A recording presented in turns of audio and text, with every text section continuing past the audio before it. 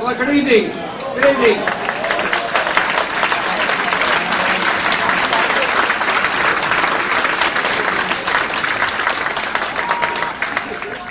That's my line. Good evening. Welcome to the Circus Tavern in Purfleet, Essex. My name is Jamie Huntsman, local humble timber merchant.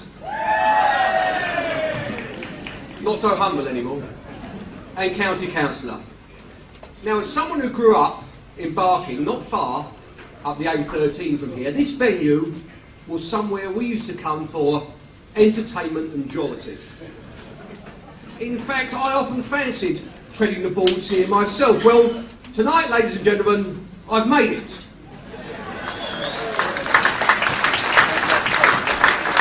Though not quite in the capacity I first thought, because we're not here for any hilarity, but to discuss something very serious.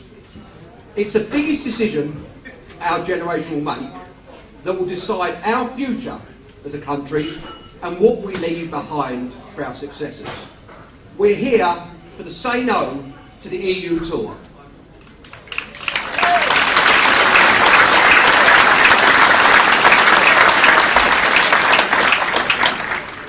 Now, to me, who runs a small business that's fought all his working life against bureaucracy, it's common sense to remove ourselves from this club, where for every £3 we put in, we get £1 back. It's common sense to have a sovereign nation where we govern ourselves, rather than be told what to do by unelected bureaucrats in Brussels.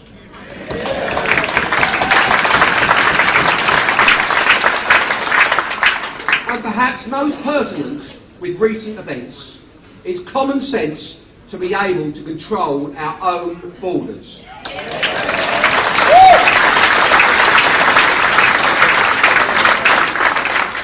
You see, in an ideal world, everyone and anyone could travel anywhere they wanted and live in some Shangri-La. But there's one problem. We don't live in an ideal world. We're a tiny, overcrowded island, massively in debt, short of housing, with young people out of work, and an NHS that's creaking at the seams and increasingly becoming an international health service. We simply cannot cope.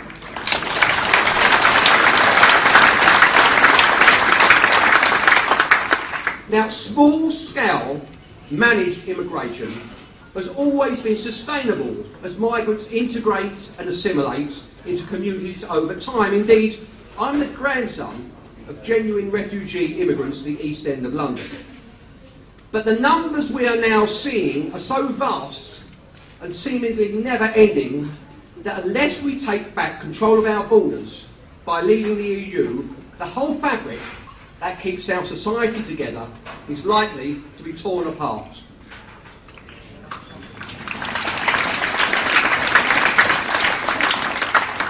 Now, they say a week's a long time in politics, and so it is. Labour have elected someone who stands for most things I disagree with. But at least he stands for something, unlike Cameron, who stands for absolutely nothing.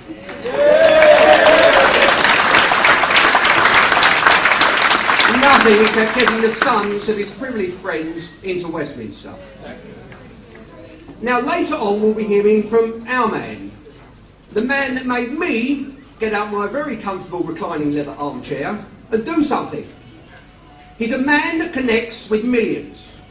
Without him, the political establishment would not even be talking about immigration, let alone having a referendum.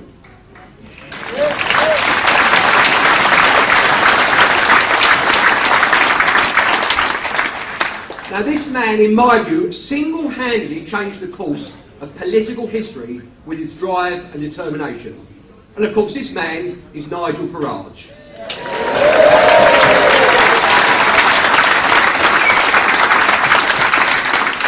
Now, many of you here tonight want questions answered, and we'll also deal with that tonight. But first, we're going to hear from our very own MEP in the Eastern region, born here, a Thurrock resident and local Averley councillor, someone who campaigns relentlessly for the cause. Please give a warm Essex welcome to Tim Oaker.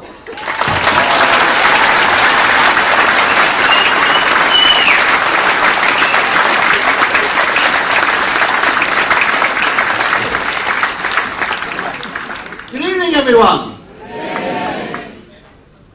Welcome to my region. Welcome to my ward.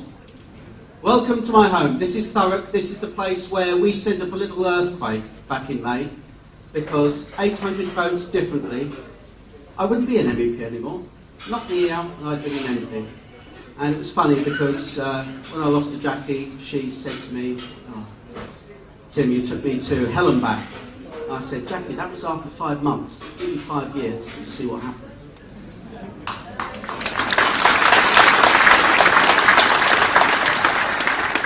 We're here to talk about something different tonight because this is about our country. This is about our future. And this is about us. This isn't about a referendum for what we're against, or what we hate, or what we don't want. This is about what we love. And when I see somebody who aspires to the office of Prime Minister stand up there when we're saluting the finest generation, those people who are shot at, those people who risked everything so that we can have this public meeting tonight, when I see somebody up there who wouldn't even salute with the national anthem, our best and bravest, it sickens me.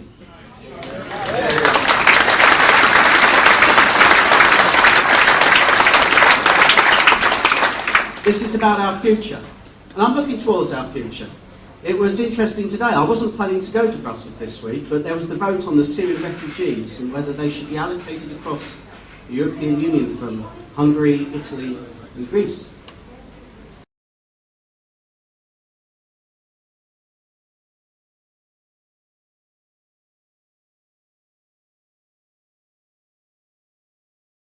And when we were coming back, I was reminded that, did anyone see that Labour MP who said 20,000 wasn't enough, 30,000 wasn't enough, we should reach saturation point until we take enough refugees so that you all have to wait longer for a GP appointment, where you all have to have children, grandchildren in class sizes that are bursting at the seams, where you all have to pay more for property prices. Is that the Labour Party that you want? No. And I'll tell you what, that Labour Party is finished. Because where we stand now,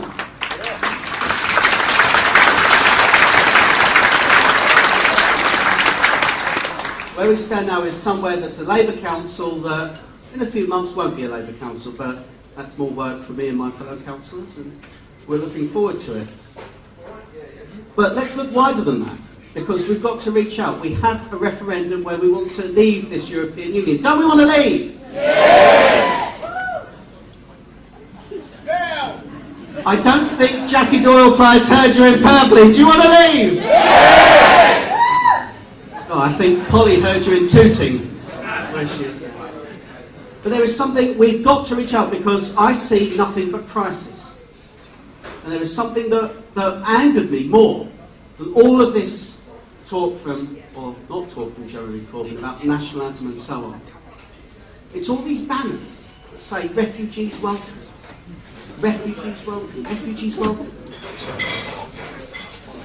All these people are willing to throw open our doors ever more and ever wider. I've got one question to ask them. Where were your signs for servicemen welcome?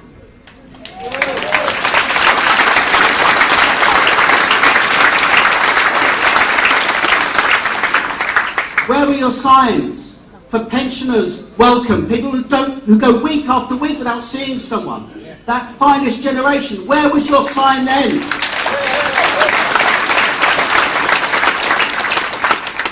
Where is the fact and the truth behind everything that they say?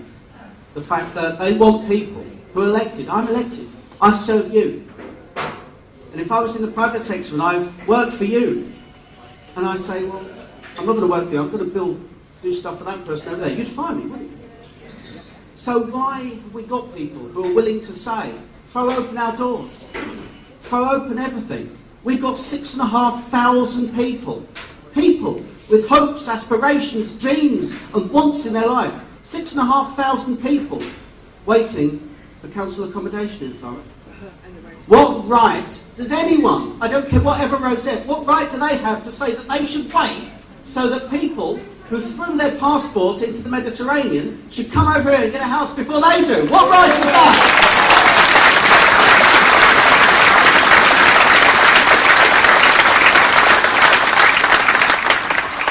I'm angry, but I'm optimistic. I'm optimistic because of the people I see, the people I talk to. They care and love this country. And that's what our campaign is about. It's about love. It's about saying to the next generation, we can leave you better than what we left behind. But it means controlling our borders. It makes me ill to think that this current generation will be left worse than the one that followed it. How is that right? How have we got to this position? Some would say Tony Blair. Boo. Come on, we're close to pantomime season now. But it's the fact that we have been told and sold rubbish from the same politicians, thinking they can fool the same people. This is Thurrock, this is Essex. And anyone, I know this is being live streamed, but any one of the Lib Lab Con looking at this now, anyone that thinks that we should give away our sovereignty, anyone that believes the European Union can judge and govern us better than the British people, I tell you what, your days are numbered. We're coming to get you.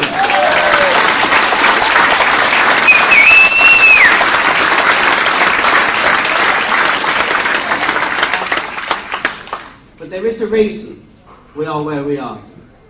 And I think you all know him. Or you should do. He's a man who has campaigned for 20 years to get this referendum.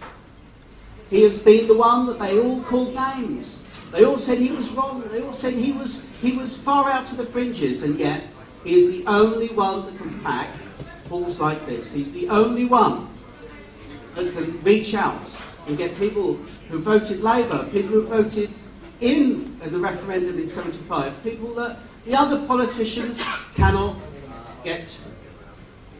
He is the leader of UKIP. He is the people's champion. He is the leader of the people's army. I don't just want Jackie to hear you in Purfleet. I want Dave to hear you in Westminster. So when he comes up on the stage after this film, you raise the roof of this place, because we've got a politician here tonight that I think Churchill would look up to. Don't you?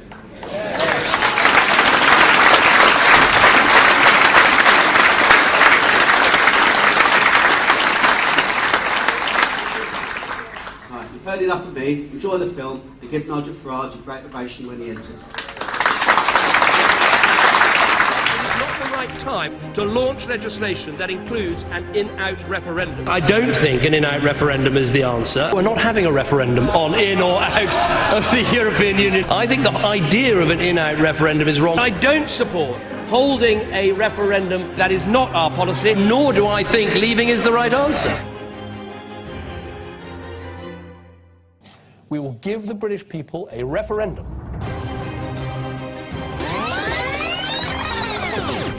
I'm here to represent the ordinary men and women of our country. Ask yourself a question. Would you buy a used car from this commission? The question that I want to ask, that we're all going to ask is, who are you? Who voted for you? Right across every member state in this union, and perhaps this is why we see the fear in the faces, increasingly people are saying, we don't want that flag, we don't want the anthem, we don't want this political class. We want the whole thing consigned to the dustbin of history. I don't support holding a referendum. We await the results of the European elections. I'm British. I believe the best people to govern Britain are the British people themselves. We're going to fight damned hard in the next few weeks and put that choice on the ballot paper for you on May the 22nd. The UK Independence Party has managed to win over the hearts of the majority of the British public. The People's Army of UKIP have spoken tonight. What a tremendous surge in the vote. We are launching the biggest outreach campaign in the history of the Eurosceptic movement.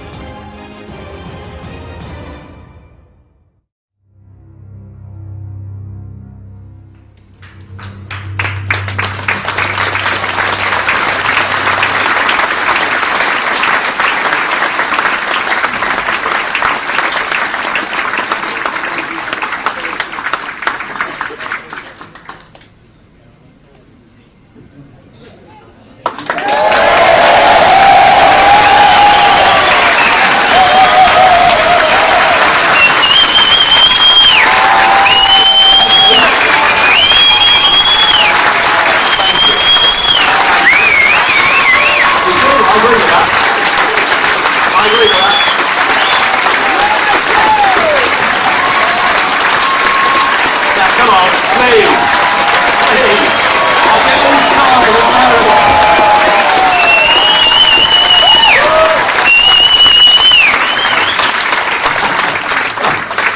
I'll get all shy, you know, if you're as nice to me as that. Good evening, everybody.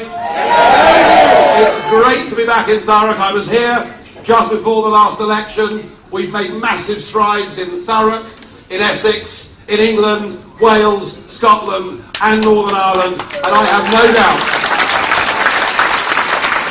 have absolutely no doubt that if it wasn't for us, we would not be getting this once-in-a-lifetime opportunity. We have got a referendum coming soon, and we've got the chance to tell our political class what we think of their diet of lies and deceit that we've had ever since the common market was foisted upon us. We've got a chance to get our country back, and that's what I intend for us to do.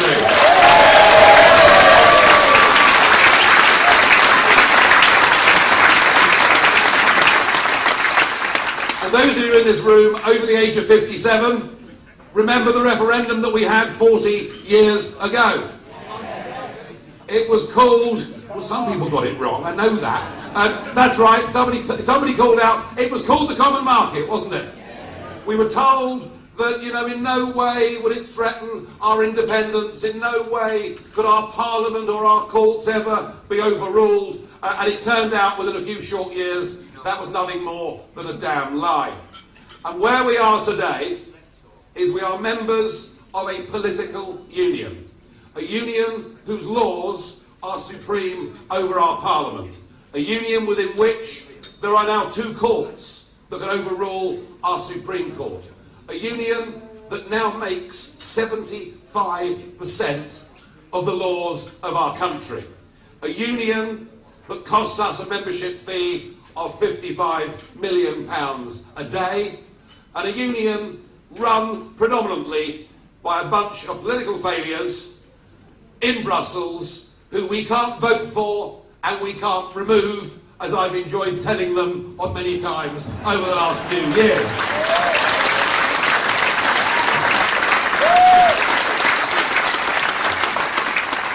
But the problem is, ladies and gentlemen, that most of our political class have now fallen in love with this project.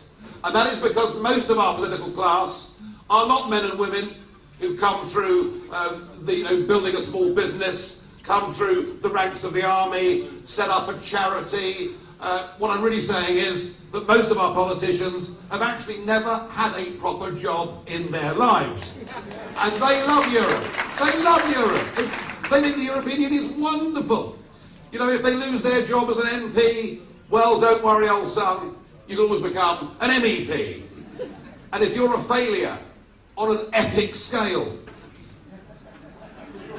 and I'm thinking of Leon Britton, I'm thinking of Chris Patton, I'm thinking of Neil Kinnock. Was that a cheer or a boo? I'm a little bit confused by that. And of course I'm thinking of Peter Mandelson. Yeah, I thought that might work.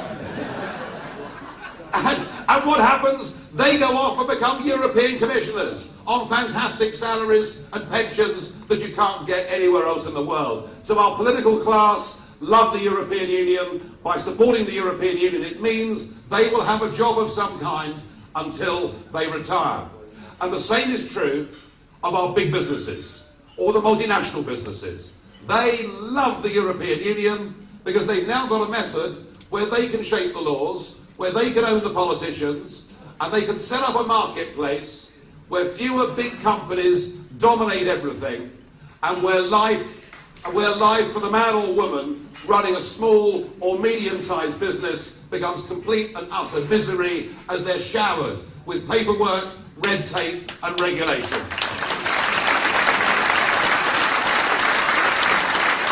And it is this enemy that we face. Our political class and the big businesses are big, they're strong and they're powerful, and many times over the last few years they've even managed to completely ignore the democratic will of the people. The Danes, back in the early 90s, voted no to the Maastricht Treaty. They were told they got it wrong. best of three, I don't know. They were told they got it wrong and would have to vote again, and were bullied the next time into voting yes. We saw the French and the Dutch, just 10 years ago, reject the European Constitution. Their vote was ignored. They rebranded the Constitution, the Lisbon Treaty, and rammed it through. Twice we've seen the Irish vote no.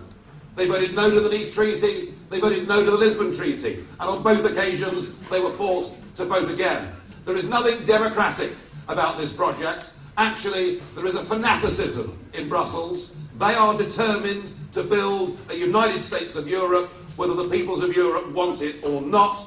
But I think the good news is that no longer do we have to look at ourselves and say, is it just us being British, being odd, being a little bit sceptical about this? Because what we know actually now, right across the whole of the European Union, there are growing tens of millions of people who want us to live in a Europe where we trade with each other, a Europe where we cooperate with each other, a Europe where we're friends with our next door neighbours, but not a Europe with that flag, that anthem, and run by the European Commission. We've got friends all over Europe now.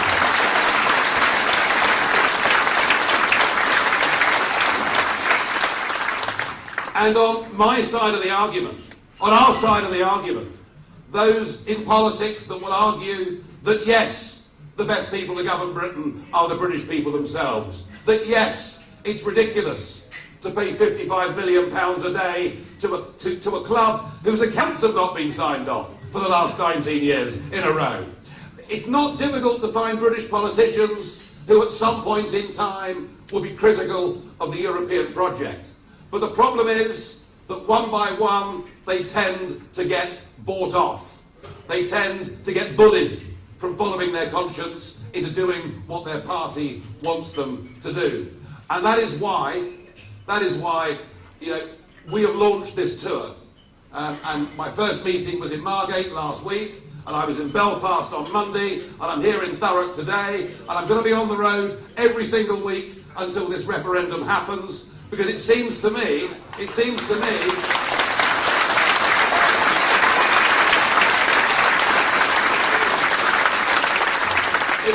that the so-called Eurosceptics and the Labour and the Conservative parties are just sitting on their hands. But there is one exception to that. There is one exception to that. As I say, it is a United Kingdom-wide tour, although, of course, if Jeremy Corbyn were to become Prime Minister, no doubt we'd be called the New Republic. And I'm told they're lining up Kinnock to be President. But that aside, I had actually thought and hoped that, much as I may disagree with Jeremy Corbyn, after all, I was sitting just 2 rows behind him in St Paul's Cathedral earlier this week at a ceremony to mark the 75th anniversary of the biggest day of the Battle of Britain, at a service where, for the last time ever, we will see large numbers of people, all in their mid-90s and older, who actually served in that conflict, the last of the few. So I'm not a particularly great supporter of people who are so, frankly, I think, insulting to that generation. If he wasn't prepared to sing the anthem, he shouldn't have gone to St Paul's in the first place.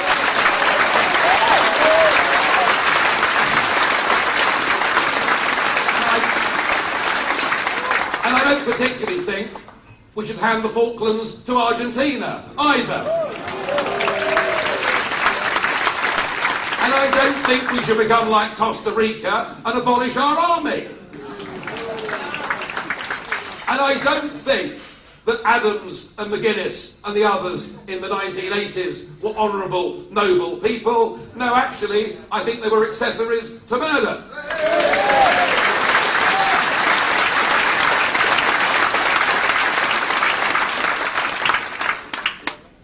So as you see, I do have 1 or 2 disagreements with Jeremy Corbyn. And I suspect, given that he is a vegan teetotaler, there are 1 or 2 lifestyle differences too. But no, I don't ride a bike. And frankly, I think there are too many bikes on the roads of London at the moment. But anyway, if they built a proper cycle lane's fine. But I do feel sorry for the London taxi driver who at any moment in time could be in a collision with somebody not behaving well on a bike and their career threatened. Not that that's got anything to do with this meeting at all, but I just thought I'd say it. But I had one hope for Jeremy Corbyn, because there are some issues that actually cross the traditional divides of left and right in politics. And one of those issues is Britain's membership of this European club. Because absolutely at the heart of this argument, and what I will try and persuade you to believe tonight, although thus far it looks like quite a few of you are well on the way already, but right at the heart of this is the question of democracy, is the question of whether we should have the power to vote for men and women that chart the future course of our country, and even more importantly, once every 5 years or so, to have the chance through democracy to kick them out and to replace them with somebody else who can get rid of all the laws they've made and put some new ones in place. Democracy is so fundamental. Democracy is so vital. Democracy actually is the mechanism that gives us internal peace and stability. Democracy indeed is the thing. Indeed is the thing that those old men and women who were there in St Paul's Cathedral, that's what they fought for, so that we could be a free, independent, democratic country.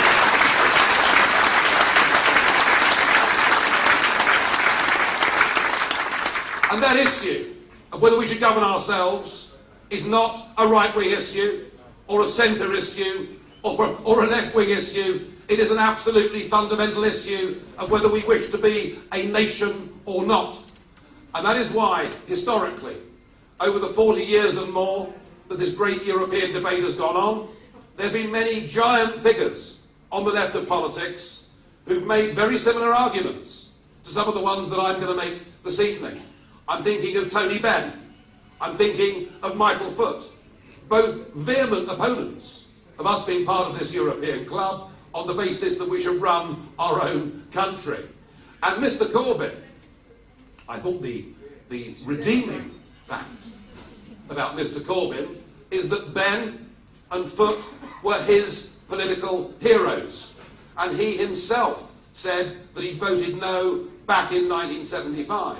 And absolutely everyone knows that both Corbyn and John McDonnell do not believe in Britain's membership of the European Union. And when he became leader of the Labour Party, he made it completely clear that the jury was out and that he had some grave reservations about the direction that the European project was going in. And yet, because so many in his own party believe in the project and see that as their future career, he's been under this sort of 4-day lobbying effort, and this afternoon Jeremy Corbyn has completely and totally and utterly sold out. This man, this so-called man of principle from North London, has emailed every Labour MP this afternoon to say that whatever Cameron's renegotiation, whatever happens, he will advocate Britain remains part of the European Union. So, we're not going to get any support from the upper echelons of the Labour Party. I doubt we'll get much support from the upper echelons of the Conservative Party. In fact, it reminds me a little bit of the film Zulu, where the young lad turns to the sergeant as thousands are heading towards them and says, "Why us, sir?" He says, "Well, lad, because we're here and there's only us." And I think in this referendum there is only us.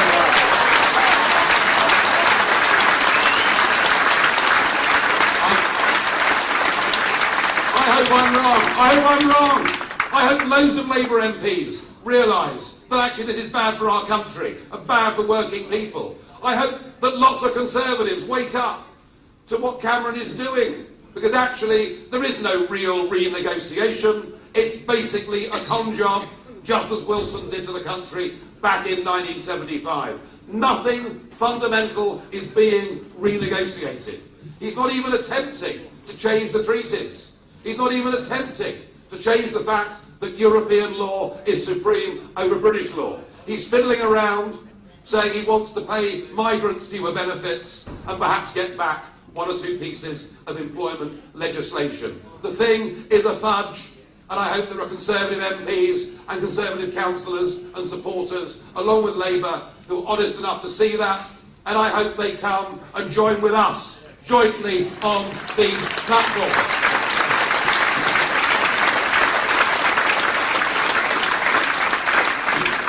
I hope they do, but I'm not sure. And the other reason for getting this campaign going is that the yes side are active already. Not a week goes by when we don't see Sir Richard Branson on the television screen telling us we must stay. I've got more for you than that. What about that? Well, we get Lord Mandelson telling us we must stay part of the EU because his pension depends upon it. Or, the best of the lot, we get Tony Blair telling us we must stay part of the European Union.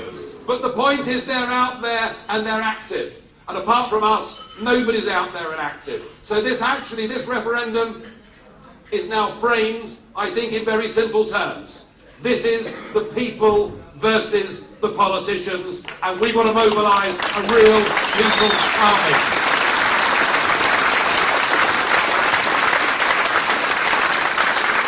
And the arguments they're making are tired and out of date, and they don't work. The arguments they make, I saw at first hand last year, because Nick Clegg challenged me to 2 one-hour televised debates.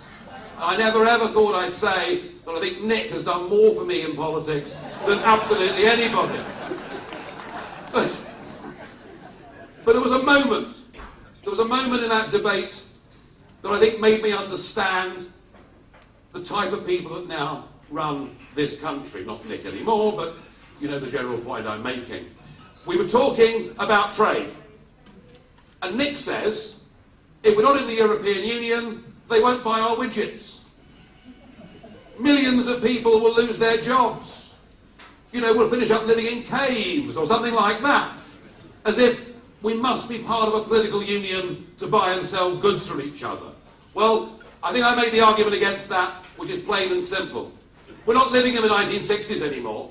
We're not living with high tariffs, with protectionism. We're now living in a global economy. China sells 300 billion euros worth of goods to the EU every year without being a member of the European Union. Norway and Switzerland have free trade deals with the European Union without being members of it. Mexico has a free trade deal with the European Union without being a member of it. And the idea that because we say we don't want to be in this club any longer, the idea that the next day the chief executive of Mercedes says, well, if that's the case, we won't sell our cars in Great Britain. Well, you know, anybody with a bit of good Essex common sense knows that is clear and utter rubbish. Actually, the United Kingdom now is the biggest export market in the world for the Eurozone, and they sell us nearly £50 billion worth of goods more than we sell them every single year. So yes, they want to go on selling their Mercedes motor cars. The Rioja producers in Spain will be keen that I still go to my local wine supplier. And of course we'll go on doing business just as we are. But there's an even more important point that came out of that debate. Nick then said that we have to be part of a big club to have clout so that we can organise international trade deals. That we're not big enough on our own to organise these trade deals. And I pointed out to him that Iceland, with a population of 317,000 people, had just signed a trade deal with China. And I put it, if Iceland's big enough to do it, I'm damn sure we're big enough to stand on our own 2 feet in the world.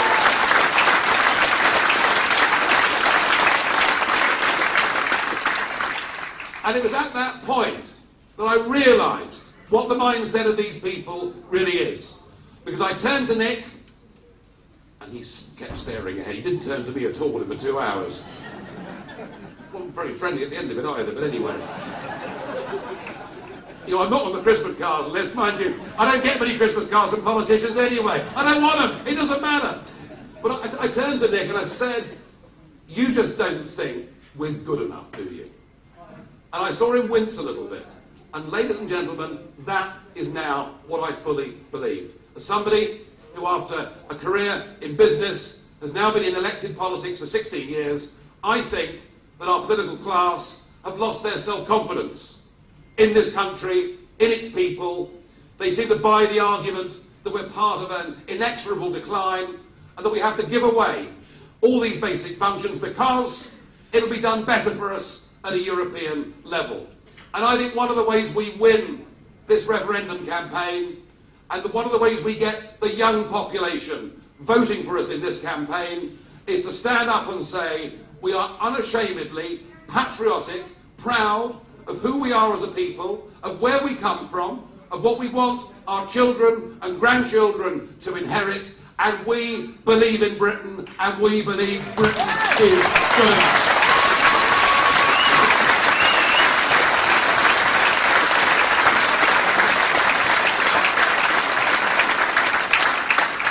You cannot be a nation if you don't make your own laws. And you cannot be a nation if you don't control your own borders. Now, in the first 20 years or so of European Union membership, the fact there was free movement of people wasn't particularly an issue. And the reason's pretty obvious. If you look at Britain and France and Germany and the Netherlands and, I wasn't going to say Belgium, but I got in a bit of trouble over that a few years ago. But if you look at those countries that were part of the European club in those days, they were actually countries with similar living standards, similar health systems, similar education systems. There was no reason for people to mass migrate from one country to another. And indeed, 20 years into the European project, you know, there had been no great movement of people into Britain or out of Britain. But the mistake was made, and I said so very clearly at the time, and took a shed load of abuse for daring to say it, was that we let in 10 former communist countries. Countries that had not made the transition to being Western functioning free market economies and democracies. And it seemed obvious to me that if you say to people in poor countries they can come to relatively richer countries, that you haven't actually got to be a rocket scientist to work out what they're going to do. And so we have now become borderless Britain. I went through the passport control today in Brussels, and I gave the chap the passport, and I said, there we are, there's my European Union passport. Because if you look at your passports, folks, what are the first two words on it? It says European Union. And that passport is now the passport that is held by 485 million people. There are 485 million people who can freely, willingly come to Britain, and there is no way we can determine how many of them come. We're not allowed to find out whether they've got criminal records, and in no way are we not able to say they shouldn't access the health service until they've paid some tax or anything. We are borderless Britain, and every prediction that I made about the numbers that would come to Britain and about the change it would make to this country, well, I was wrong, because the numbers have been far bigger than even I envisaged. And for the last year's official figures, 642,000 people settled in the United Kingdom last year. Even if you net it off, it's 1/3 million people. Our population is rising through immigration at over 1/3 million people every year. It is unsustainable. It is unacceptable. It has driven down people's wages. It has driven up the housing lists that Tim spoke of earlier. And, to be honest, in many parts of this country, it has fundamentally changed the shape and cohesion and feeling of many of our towns and cities.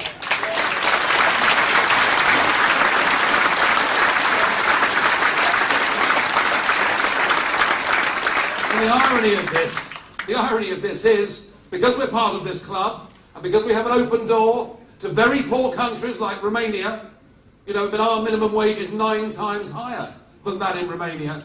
Because of that, we've now decided to try and make it harder for people to come here from Australia or India or Canada.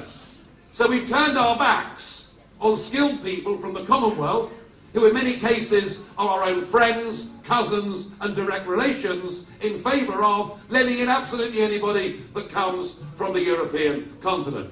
That, ladies and gentlemen, is madness, and the only way Britain can get back control of its borders, the only way that Britain can put in place what I think is a sensible alternative, which is an Australian-style point system, so that we can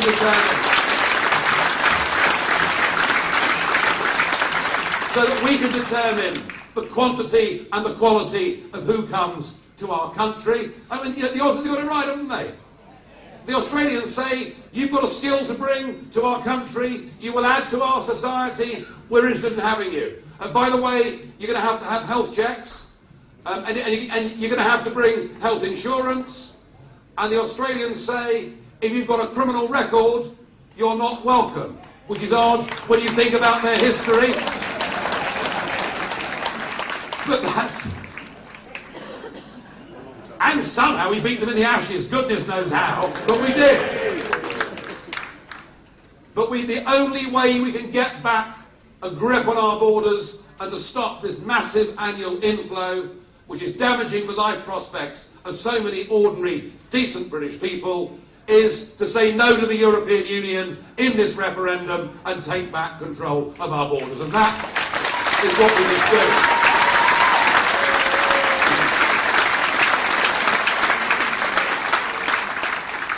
But I was saying all of that for some years before the current refugee crisis, if you listen to the BBC, or migrant crisis, if you listen to more informed opinion. But even before this hit, I now think that on top of the fact that legally vast numbers of people are allowed to come to Britain, I now think that this migrant crisis actually makes the need for us to break our political link with the European Union even bigger, even stronger, even greater. And I just want to show you, if I can, just want to show you what I said a couple of weeks before the general election in an attempt to get a proper debate on this issue going in the general election campaign. Can we play the video, please, of what I said back in April?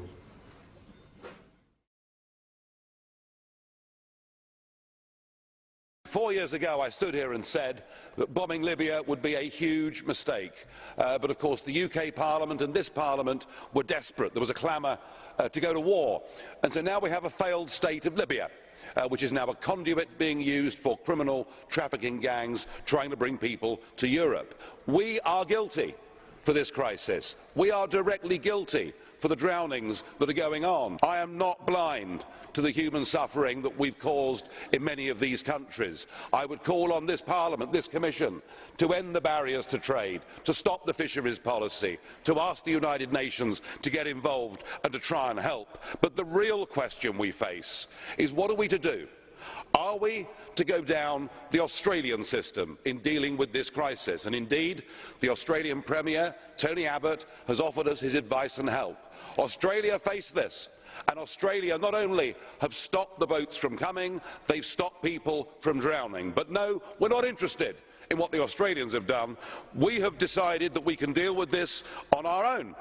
So we've decided that people can come and that people won't be sent back. The problem, ladies and gentlemen, is this. The definitions for who qualifies for asylum are so wide, they include not just people coming from war, not just people coming from failed states. Mr Juncker this morning seemed to suggest that perhaps it would even include people who were fleeing poverty. I'm sorry. We simply can't accept countless millions. There is a real and genuine threat. When ISIS say they want to flood our continent with 500,000 Islamic extremists, they mean it. And there is nothing in this document that will stop those people from coming.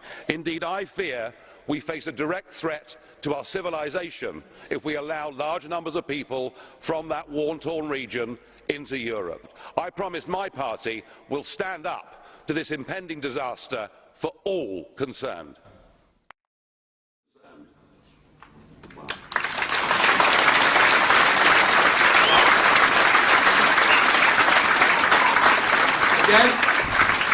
Again, you didn't have to be particularly bright to work out that the policy the European Union were embarking on was plain, simple madness.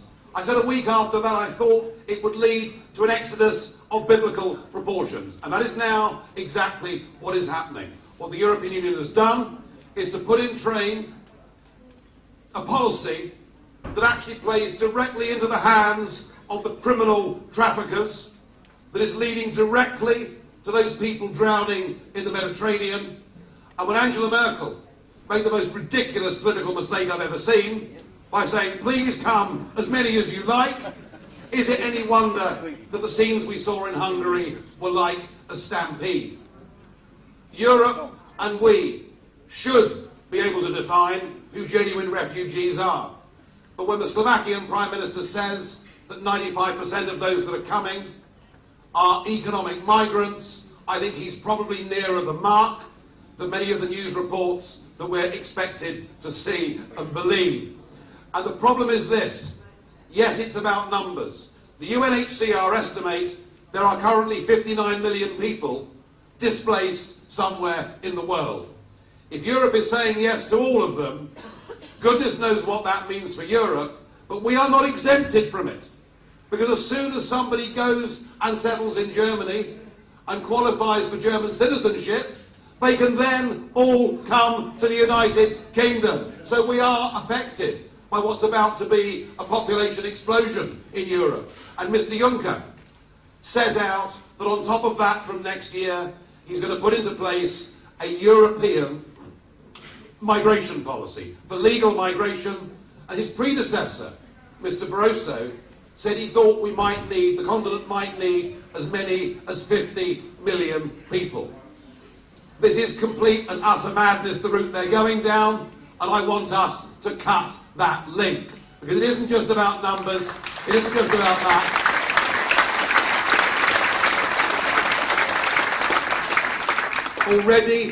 Already we have seen one of the terrorist suspects responsible for the first Tunisian massacre getting off a boat on an Italian beach. 2 weeks ago, 5 people were stopped in Hungary and found to have jihadist beheading videos on their iPhones. And when David Cameron went to Lebanon this week and visited the camps, the Lebanese minister that showed him round explained to the Prime Minister and to the press that he needed to understand that about 2% of people in that camp had already been radicalised and were already jihadists. Just last Thursday, I was driving back through Brussels. There was a big manhunt going on from a known ISIS extremist whose stated intent is to get into Britain and plant bombs in London. Ladies and gentlemen, surely the first duty of any government is to protect the nation, its borders and its people from outside attack.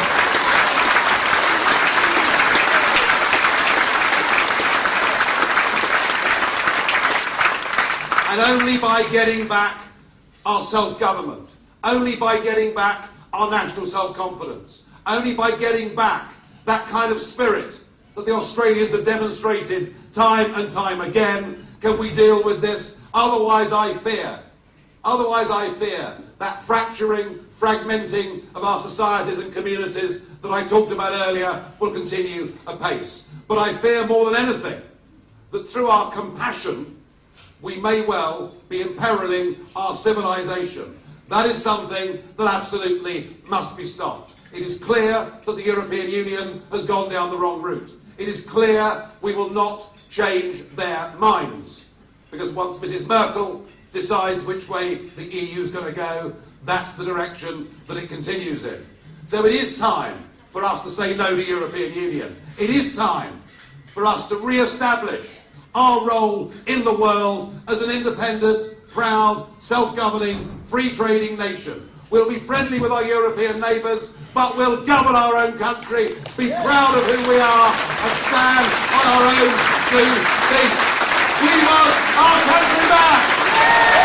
Thank you.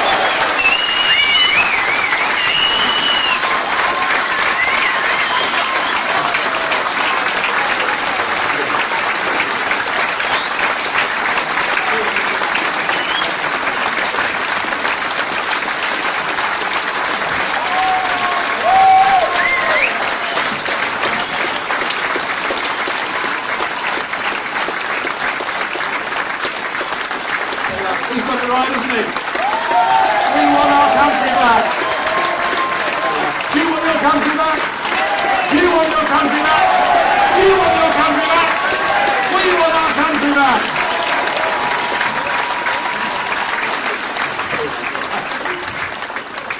Oh, come on. Well, how do you follow that? Smithfield, has he dropped it? I don't think you can follow that, so we're going to have more Nigel Farage in a minute. So this is the part of the evening where anything can happen, and it probably will. It's the question and answers. So we've been going around with our trusty bucket, getting some questions from you, and I'm going to read out some now. In the next 15 or 20 minutes, Nigel and Tim will be answering them. So start the ball rolling. And this one's from Elizabeth and Elisa, who are here tonight. And they say, Nigel, with 2 exclamation marks at the end. After work, are you ever tempted to have a drink with Angela Merkel? Well, what a good question. I'm one of those people who gets up very early in the morning, and I do actually work pretty blooming hard. And when the day is over, I think that a pint's fairly appropriate. This has been made out by some sections of the media to be really odd, and they think I've built my image around this. No, I haven't. It's just what I do, all right? As for Angela Merkel, well, you know, actually, there are people in politics that you can disagree with, but like on a personal basis. That's what proper human beings should be like. And I must confess, much as I think he's absolutely hopeless, and leading the European Union in the wrong direction, you know, Jean-Claude Juncker is one of those people. Very nice chap to have a drink with. Angela Merkel, well, yeah.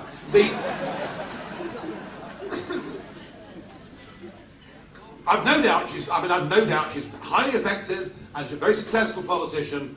I met her at a lunch. There were about 7 or 8 of us at the lunch. And in terms of her being the sort of person I want to go out for a night with, all I can say is that she's the only person I've ever met who was even more miserable in private than she appears in public.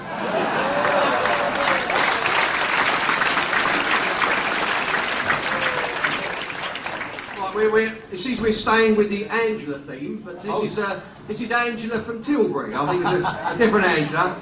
And she's saying, I suppose this is directed at you, Tim, the state of the grass verges, pavements and roads in Tilbury is disgusting. I pay my council tax, so why isn't the grass being cut and why aren't the streets being cleaned? That's one for Councillor Raker, I think. Jackie Doyle ain't doing it.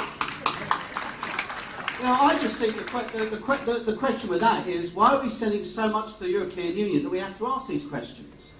I mean, when you pay your taxes and you work hard and all sorts, do you pay it for Angela Merkel to throw at the European Union? And even today, didn't we? We voted, Nigel, to stop the fact that the European Union is going to resettle these refugees, €6,000 a pop. Where do you think that's coming from? And this is all money, and we're told there's austerity, we're told there's a crisis and so on. The amount of people I speak to who have to use food banks, who are not getting the services they pay for and they expect, I tell you what, complain to Mr Cameron, complain to Mrs Merkel, because it's their priorities, but they would rather we were spending more money to the European Union. That means we have to answer these questions, and the fact is you can actually start spending the money here. by saying no to the European Union. We want to leave and actually put our money to this country and our people where it's meant to go in the first place.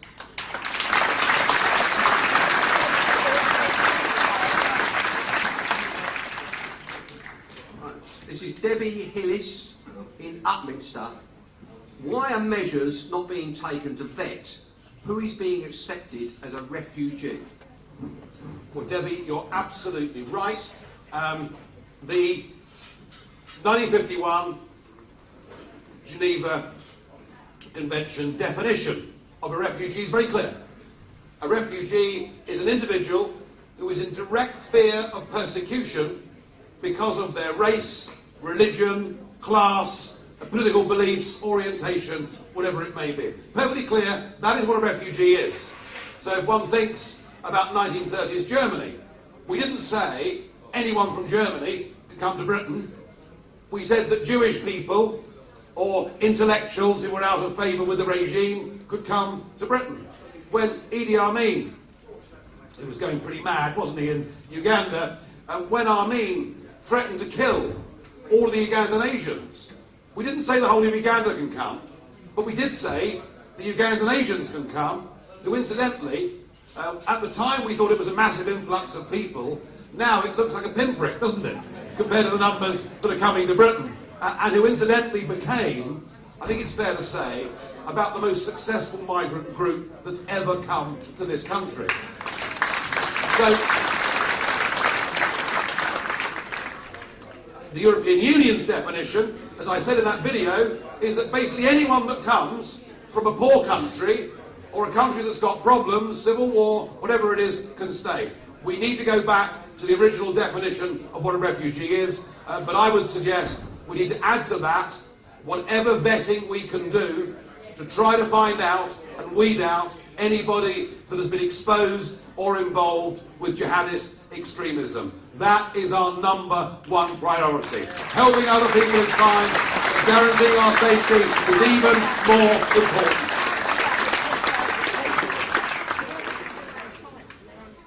Right, this is from Bradley Baird, who's put in brackets age 22. And he says, as a young member, I always thought that Europe was good and we should stay in. How can we combat this state-approved brainwashing of our young people? Well, Bradley, there has been a fair bit of that going on. Indeed, there are nearly 300 Monet professorships in British universities, where the European Union puts money into departments to teach economics and history from an EU perspective. So yes, there has been an element of this that's gone on, and it's happened right through the schools. You know, even from the age of 8 in primary schools, European information telling people that because we have the EU, there'll never be another war.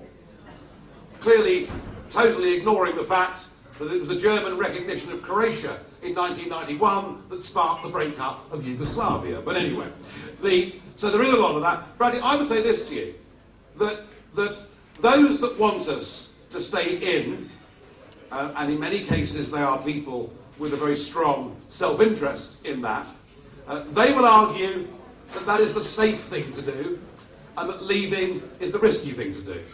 And I think what we have to say to your generation, Bradley, actually, is the people that want us to stay in, the list that I went through earlier, Mandelson, Blair, and Branson, people like that, they don't want us to vote to stay in to maintain the relationship we've currently got. They want us to stay in to integrate more deeply. They want us to stay in because they think, believe it or not, that we should join the euro.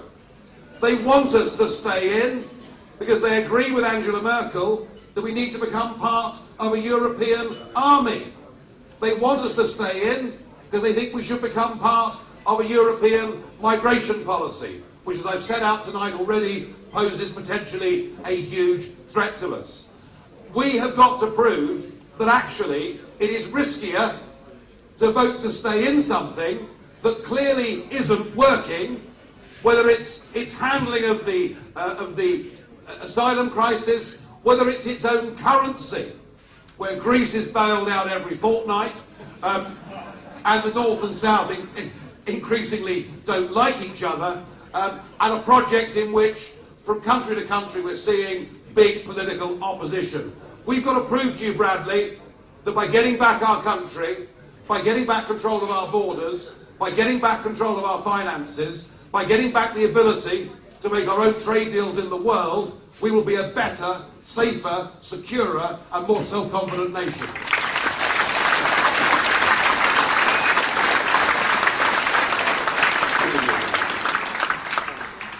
Now, I recognise this name, Alan Bailey. I think that's Councillor Alan Bailey, District and County Councillor. He's saying, what effects do you think Jeremy Corbyn will have on the disaffected ex-Labour voters that have come over to UKIP? Oh, this is marvellous, isn't it? So Diane Abbott, that towering giant. Perhaps you liked her, I wasn't sure. Turns out she had an affair with Jeremy Corbyn. Did you see that? Disgusting. I'm not going to say that. I'm not going to say that. Well, no, I think we'll perhaps just glide over that. I'll tell you what I think later. Anyway, the Diane Abbott has been saying that Jeremy is good news because they recognise that UKIP did far more damage to the Labour Party in the general election than it did to anybody else. And that was very, very clear, particularly in the Midlands of the North. You know, when we saw this very clearly, the Conservatives winning seats they hadn't dreamt of winning because we hit that Labour vote so hard. So, on the one hand, they think a UKIP voter might like Jeremy Corbyn because at least he speaks his mind. Well, he didn't, and he capitulated this afternoon anyway. And so Diane was making this argument that UKIP voters would flock back to Labour. And there was a wonderful sketch written in the Telegraph by Michael Deacon who said, just imagine the scene that two canvassers for Team Corbyn go and knock on the door. And they say, we understand that you're UKIP voters. Oh yes, they say. But we'd like you to come back and vote for Jeremy Corbyn's Labour Party. And we've got some great news for you. Great news for you. We're going to hand back the Falklands, abolish the monarchy, and get rid of the army. How's that? I actually think the opposite.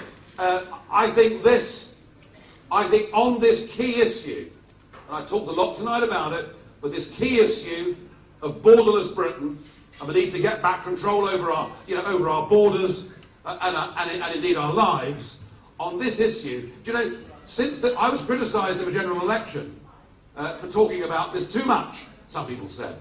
Well, in the course of the last 6 months, since that election, immigration and open borders is now the biggest issue amongst the British public by a country mile.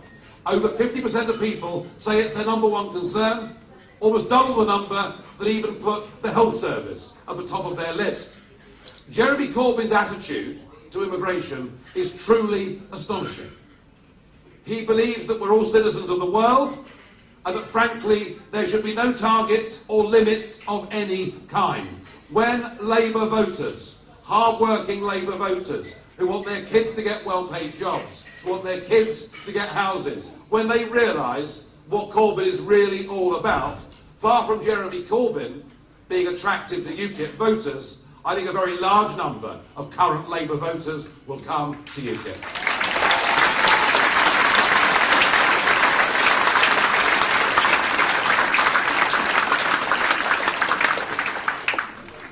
Right, the next one's from Janet Fitch in Basildon, and it's quite to the point. Would you indict Tony Blair for war crimes?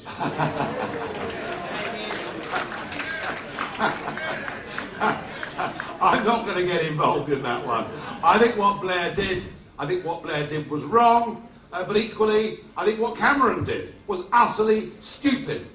I mean, to go in with Sarkozy and to bomb Libya, to get rid of Gaddafi, whether we liked him or not, to destabilise that place, and indeed, it's from Libya that many of these boats originally were coming. I think successive Prime Ministers, Blair, Brown and Cameron, have made huge foreign policy errors.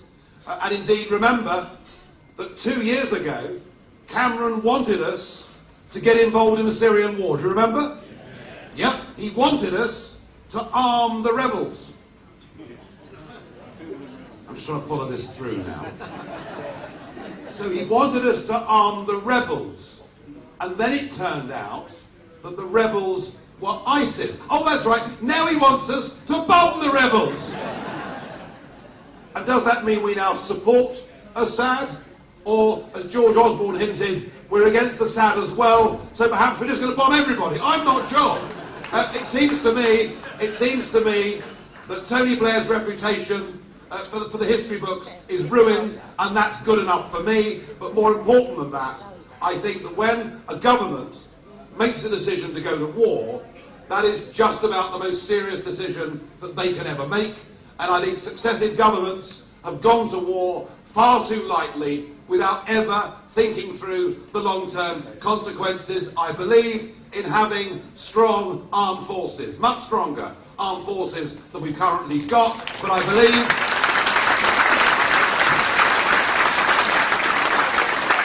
believe you put them into a war situation only if you've got a thought-out, long-term strategic objective.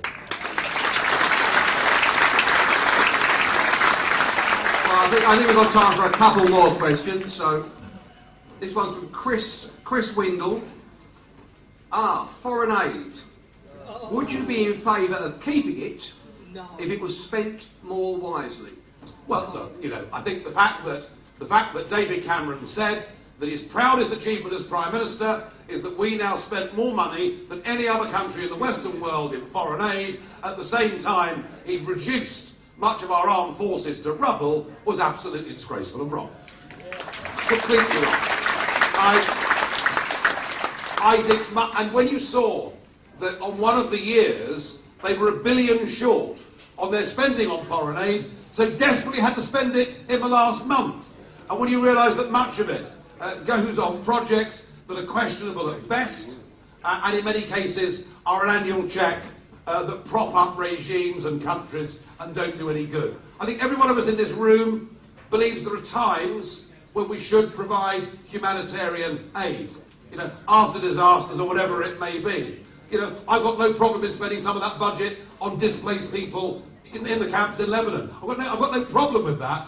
But what I think is entirely wrong and crazy is to have an arbitrary limit for foreign aid every single year. It's about £28 million a day, incidentally, that we spend on foreign aid. And just to spend that £28 million a day because we feel it makes us look good, rather than thinking about where the money goes, is the wrong policy.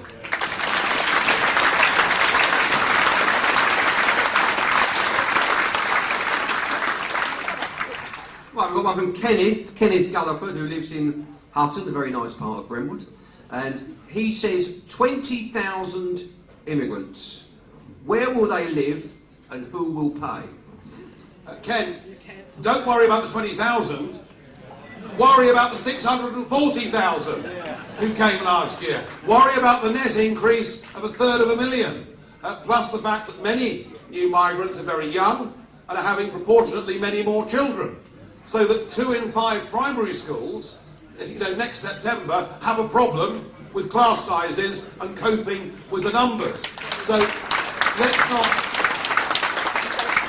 not put the cart before the horse with this argument. Yeah, sure, if 20,000 extra people come over 5 years, they've got to be housed and looked after and all the rest of it. But frankly, that is irrelevant to the borderless Britain we're currently living in.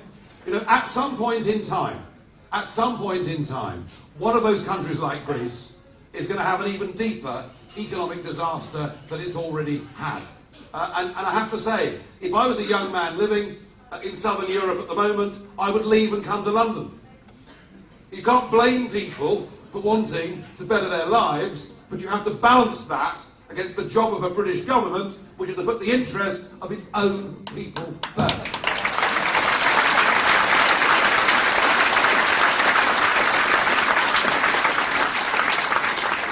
Right, we've had the last 2 questions, I think, and this one's for Nigel and Tim. It's from Mr. Dix in Benfleet, and he says, if the roads and transport are not sorted out in the next 5 years, we'll not be able to work outside our borough, The traffic is horrendous and very stressful for people.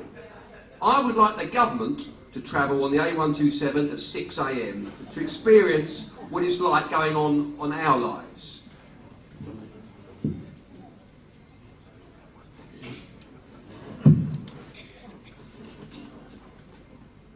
Well, Mr Dix, I wouldn't want the government to travel down the A127 because that's too close to my liking. I'd want to keep them as far away as possible. They are not spending our money rightly, are they? Look at all of the projects they're doing, all of the schemes, and yet we're told they're going to spend more here, they're going to spend more here. Do we actually see it? Of course we don't. Of course we don't. We need a complete clear out. We know David Cameron is a lame duck Prime Minister. In fact, he should be Prime Minister, shouldn't he?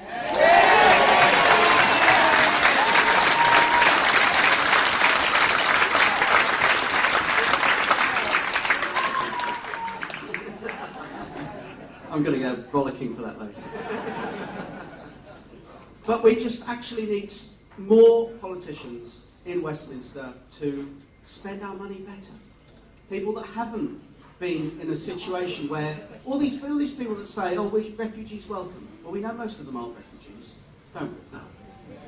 They should stand fine. But the people and all of these Labour MPs who say, yes, we should welcome all, they don't use state schools, they send their kids to private schools.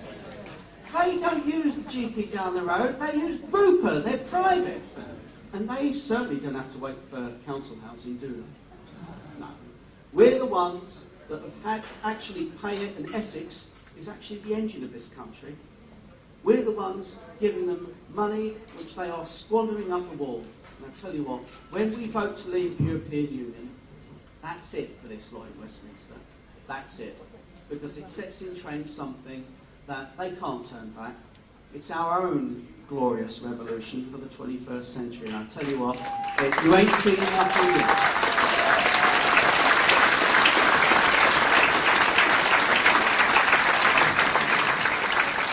Right, so this is the final question now. I think this is going to be directed to Nigel. It's from Alex Young, who lives on the wonderful island of Canby.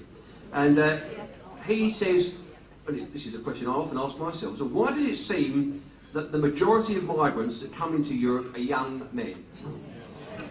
Yeah. Okay, just a quick point. Mr Dix asked a question about the roads. I was much pilloried for this at some point last year when I said it was getting more difficult to get around Britain. Just think about it. In 1990, the population of Britain was 55 million. And actually it was 55 million. The official population of Britain today is 64 million. But believe you me, it isn't 64 million. It's considerably higher than that because of illegal immigration, which we haven't even talked about this evening. That is a massive percentage change in 25 years in the population of a country. And if you have an open border, if you have absolutely no idea, if you really genuinely can't predict what your population is going to be, how the hell can you plan for hospitals, schools, for roads, or anything else? So actually, it's just plain bad government, isn't it? Look, let's just say this again. There are genuinely some people who have had a completely awful, ghastly time. I think of the Christians in Syria, for example, who literally have nowhere to go. I don't single them out. I don't single them out in preference to anybody, but it's an example, of people. We're seeing Christianity disappearing now in many parts of that world. Lots of awful things have happened. There are people who are genuinely suffering, but if you send out the wrong signal, don't be surprised if you get the wrong result. About 70% of the people that are coming are between 18 and 35 years of age. They are young males. You only have to look at the camp at Calais, which I pass every week, to see it. And they are economic migrants. They are seeking better lives. I don't blame them for seeking better lives, but we cannot open our doors to countless millions of people because of a detriment that will do to us. It just doesn't make sense.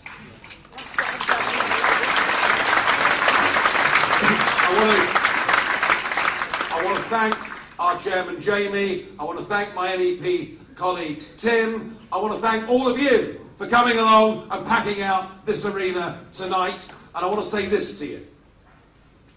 Do you know, I've spent nearly 20 years battling this cause. I felt in the early days that perhaps I would become the patron saint of lost causes. So difficult was it to get these arguments across. But events have conspired, and good men and women have actually got involved with this campaign, have got involved with our People's Army. And goodness me, we've changed the debate and the nature and the face of much of British politics. And we now have, ladies and gentlemen, with this referendum, what might perhaps be a once-in-a-lifetime opportunity to stand up for democracy, to stand up for our nation, to stand up as an example that we hope the rest of Europe will follow too. This opportunity may never come to us again. I know who the opponents are. The political class, the big corporations. There'll be some segments of the media too that are vehemently opposed to us. But actually, the way we win this is to be optimistic and positive about a free, independent, United Kingdom. And the way we win this is if ordinary men and women who agree with what we're trying to do promise themselves today and every day going on from here until this referendum happens that they are prepared to do their bit. And by doing your bit, I mean help us, support us, join us, do whatever you can, talk to your friends and family, and help us win this referendum. Thank you.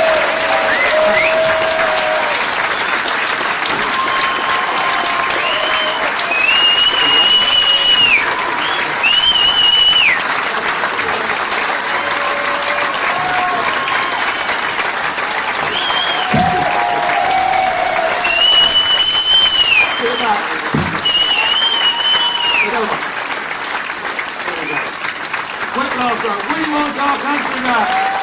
We want our country back. We want our country back. Thank you, everybody.